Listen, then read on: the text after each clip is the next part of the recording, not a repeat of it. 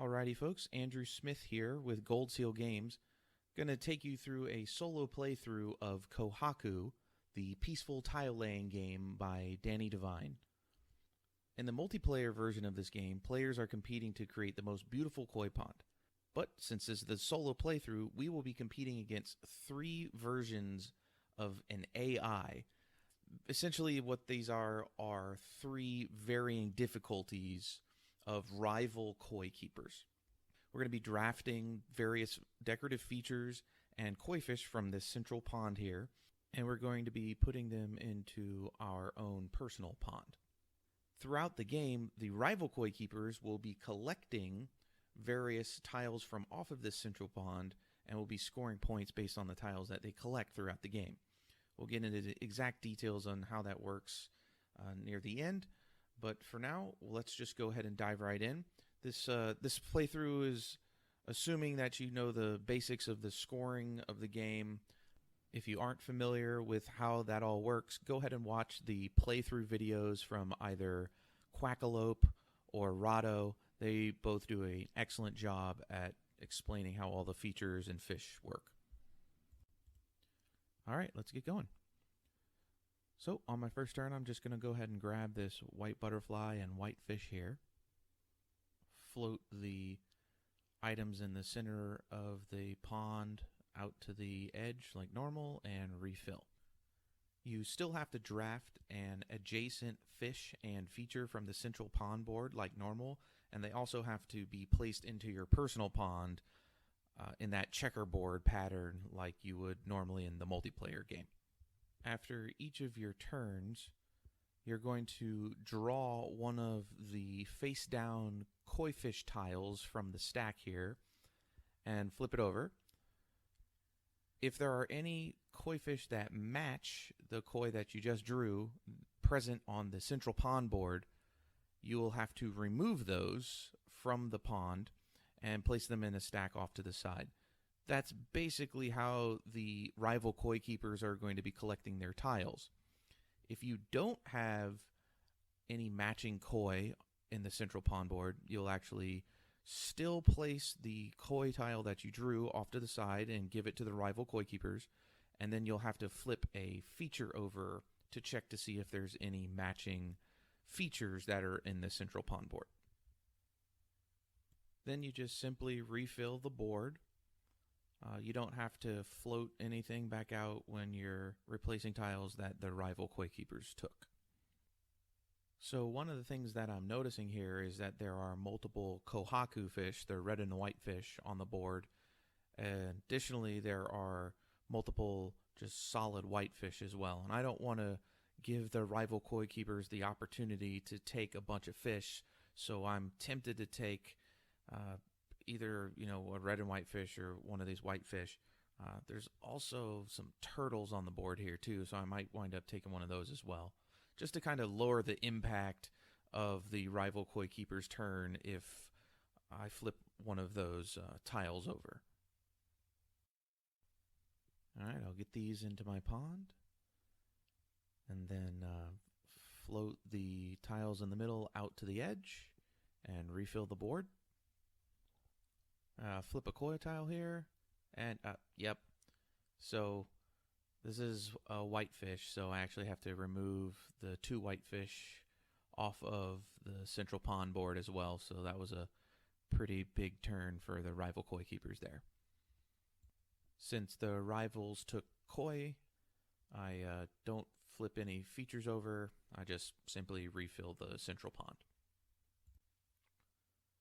Alright, take my next turn here, grab this flower and this black and white fish here, get some points here from the butterflies, and I'll just go ahead and place this flower next to the black and white fish here. Float stuff out to the edge here, refill the board, and flip a fish here. Alright, so we've got a black and red fish. So now there's no black and red fish on the central pond here, so we'll actually go ahead and flip a feature. Alright, so we've got a single flower. So despite the color of the flower, the way that this works is basically the single flowers act as a category of flower. So essentially, if there are any other single flower colors, despite this one being yellow, if there's like the black flower here, that'll actually get scooped up off the board as well.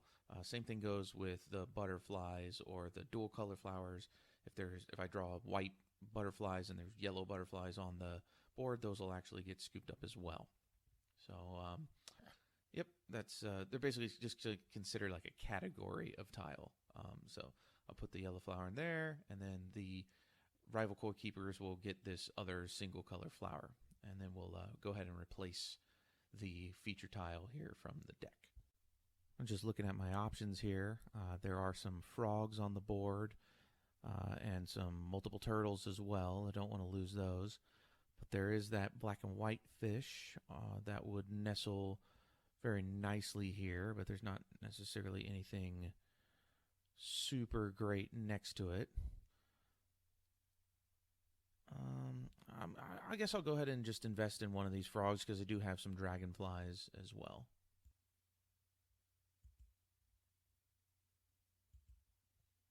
All right, well, since I didn't take anything from the middle, I'll just refill the board here. Flip a koi fish tile over. All right, so it's red and yellow. There's no red and yellow on the central board, so we'll have to flip a feature tile.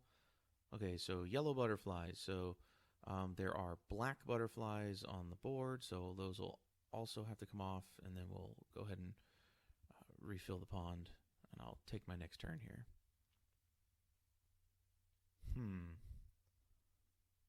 All right, so what I'd really like is to get some rocks right here, but I can't put anything diagonal here, so I'm going to have to put something off to the left of this tile. And just kind of... so I guess the statue's looking pretty good. I think. I could do these here. You know what, let's go ahead and do the statue. Yeah, I like that. I'm going to put the statue here, and then I'll have a nice kind of hole for some rocks to fill in here later. Fill in the board here. Flip another koi. That's black and yellow. We don't have any black and yellow koi on the central pond, so those will go to the keepers, and then we'll flip another feature. It's a statue. No statues on the board either, so that was a nice, easy turn. The rival koi keepers didn't get much out of me here. Now, sometimes you might want the rival koi keepers to take a few tiles off of the central pond board, especially if you're looking for a particular fish or a particular feature. You obviously don't want them to take a bunch of tiles because then they're going to score a bunch of points, but it's not always completely bad if they take tiles from the pond board. All right, so take some more yellow stuff here.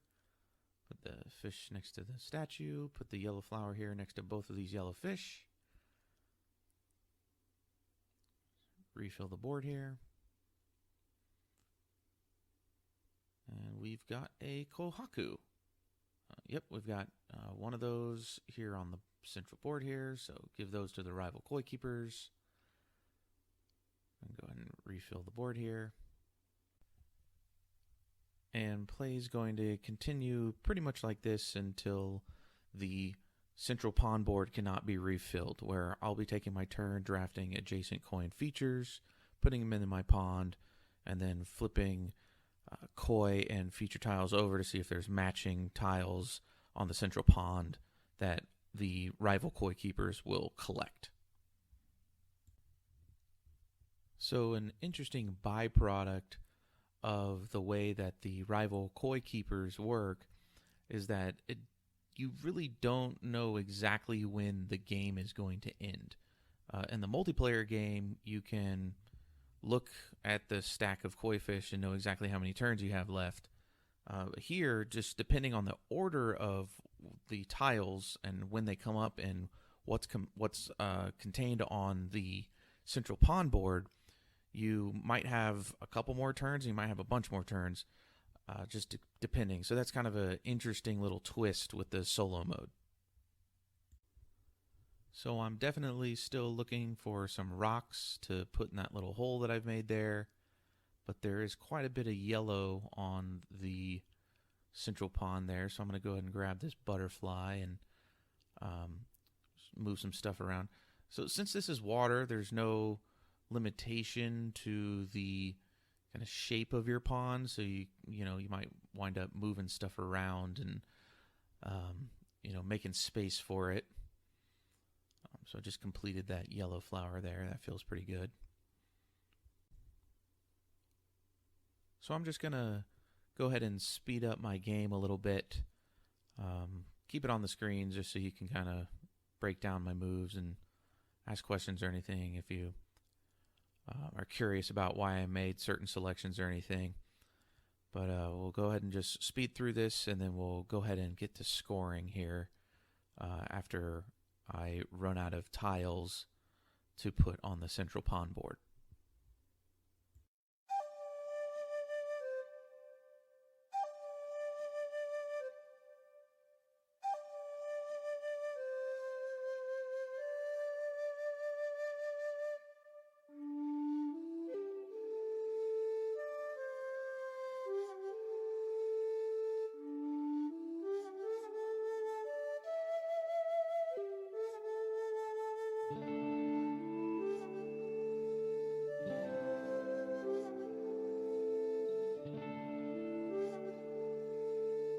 So I pulled a single flower here, and because I wasn't paying attention, I left a couple of them on the board.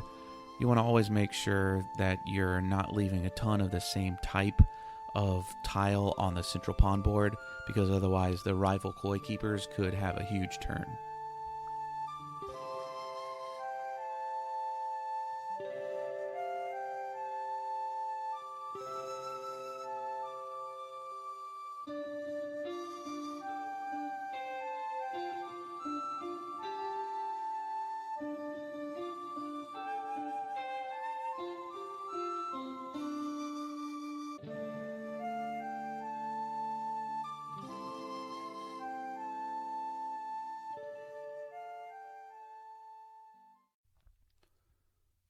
Alright, so at this point, I can no longer fill the central pond board, so the game is over, and so we can get to scoring here. I score this turtle, it's off screen, but that guy starts with 5 points for the turtle there. And then I just kind of go top to left, like read it like a book. So statues get me 6 points. Butterflies got, looks like 5 fish in its line of sight. 2, 4, 6, 8, 10 for 10 points. The rocks, I count the baby koi that are directly next to the rocks. Okay, looks like another 10. Frogs, I'm looking for dragonflies that are directly next to the frog.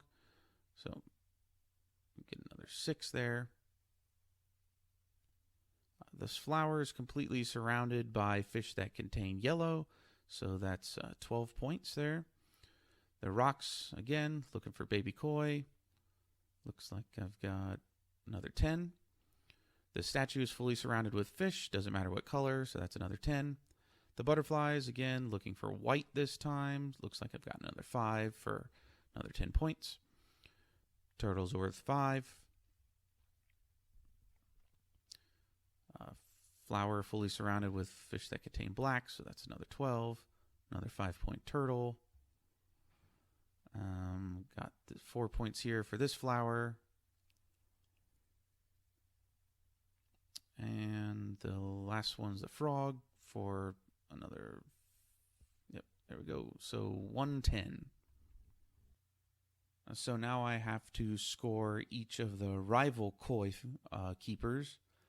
They are going to score points based on the tiles that were removed from the central pond throughout the game. Should have separated these between fish and features. Sorry about that. They're going to score different points based on if it's a fish or a feature. So you kind of need to know how many of each that you have. So they score 3 points per koi and 2 points per feature. The easy guy does. So there's going to be 3 levels represented by the different colors. The yellow, the easy, is going to score 3 points per koi and 2 points per feature. So I'll go and count these koi up here. So you've got 1, 2, 3, 4, 5, 6, 7, 8, 9, 10, 11, 12, 13, 14, 15, 16, 21. Oh my goodness. Times 3 for 63 points. All right, so put the yellow guy on 63. And then count up the features. 1, 2, 3, 4, 5, 6, 7, 8, 9, 10, 11, 12, 13, 14. 14 times 2 is plus another 28 for a grand total of 91. Okay, so that's easy. Then red is going to start from yellow's score and basically add an additional point for each feature. So they had, what do we have? 12? Nope, let me check that. I think it's 14. 2, 4, 5.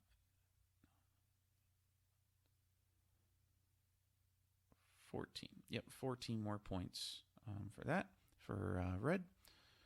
So they're coming in at 105. And then black is the most difficult. They're going to start from red's score and get 1 point for every solid color koi fish, and 1 point for every single flower. Which reminds me, I did not count my coins, so let me do that real quick. Okay. All right, so I'm glad I did that. I actually had 6 more points, so kind of give me a little bit of breathing room there. So 1 point for every solid color koi and 1 point for every single flower feature. So let's pull those solid color koi out. Oh man, goodness gracious.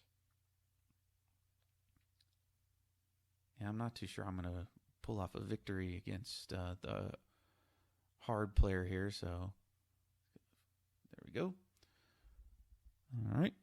I'm currently at 112. And then he's going to get 1 more point for every single flower. 3, 4, 5, 6, 7. 7 more. Oh, man. I was pretty close. So they've got 7 more points from single flowers.